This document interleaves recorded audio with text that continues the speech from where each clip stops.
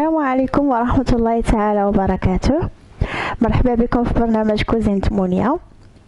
صراحة أنا فرحانة بزاف بزاف بزاف لأنه لقيت إقبال كبير في الصفحة ديالي على الفيسبوك، وتنشكر كل متتبعات الصفحة ديالي والأصدقاء اللي تيرسلوني ويطلبوني على الوصفات، ومهم أنا راهنا الإشارة في أي وصفة بغيتو. اليوم ان شاء الله غادي نديرو البسبوسه ديال الكركاع، ودابا غادي نخليكم على المقادير. عندنا الكاس ديال دانون طبيعي، كاس ديال السميده رقيقه، جوج كيسان ديال الكركاع مطحون، عندنا خماره من وزن 14 غرام، وسكر ديال فاني، قبصه ديال الملحه، 3 البيضات، كاس ديال الزيت،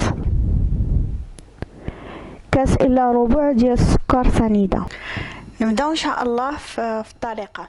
اول حاجه غادي نبداو بالبيض وقبيصه ديال الملح،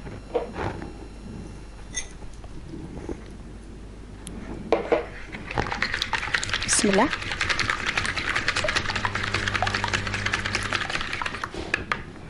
من بعد غادي نديرو السكر، ونديرو السكر فاني،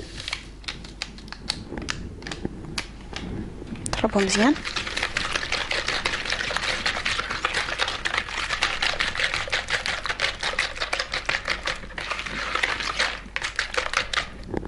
والزيت،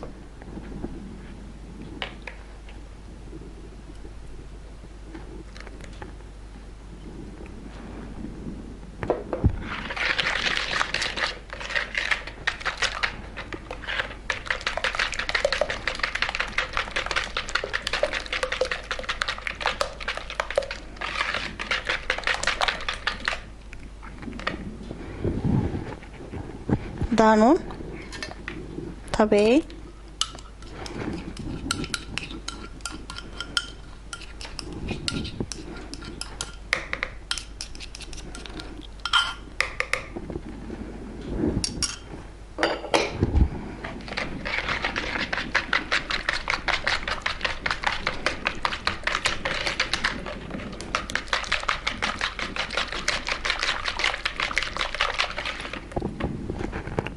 سميده رقيقه،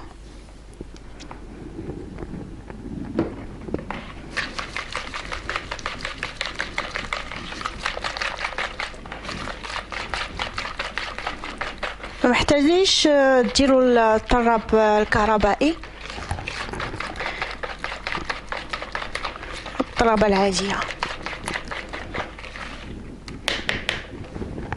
غادي نديرو ان شاء الله دابا الخماره،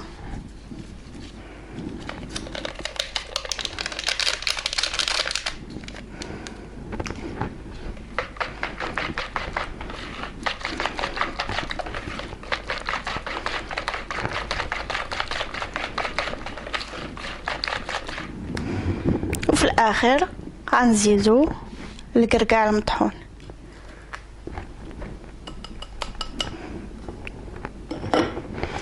ونبدا نخلطو بشويه بشويه.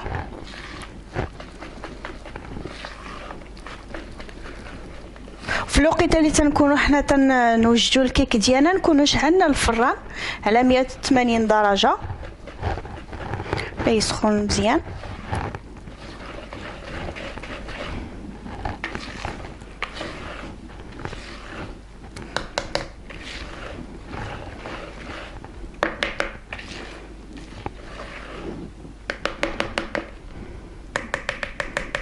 حنا سالينا دابا. من بعد ما طربنا الخليط ديالنا غادي نشدو اي مول عندنا، غادي ندهنوه بالزيت وندهنوه، وغادي نرشوه بالسميده الرقيقه ولا بالدقيق اللي بغيتو.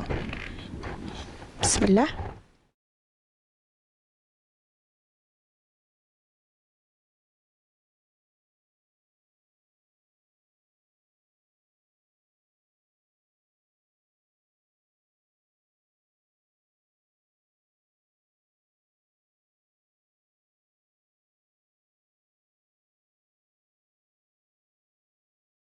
النصيحه اللي نبغي نقول لكم هو من تدخلوا الكيك الفران غطوه بالورق الطبخ. هذه ضروريه. اي كيكه بغيتو تصاوبوها ديروا لها هاد العمليه هذه. علاش؟ لانه الا خليتوها الا ما غطيتوهاش الفوق غادي يطيب ومن الوسط ما غاديش يطيب. داكشي علاش تديروا ليه ورقه الطبخ، ومني تحسوا به انه طاب تحيدوا الورق وتخليوه يطيب عاوتاني 5 دقائق غادي يوجد ان شاء الله باذن الله. نتلاقاو من بعد. هذا هو الشكل النهائي ديال بسبوسه الكركاع. نتمنى تعجبكم. عن جد تجي لذيذه بزاف بزاف بزاف. هي اللي بغيت نقول لكم، مني خرجتها من الفران وما حتى هي سخونه سقيتها بالعسل ودرت عليها الكوك. المهم التزيين تيبقى على اختياركم نتوما وشنو بغيتو. صحه وراحه، ونلتقاو ان شاء الله في فيديو اخر. مع السلامه.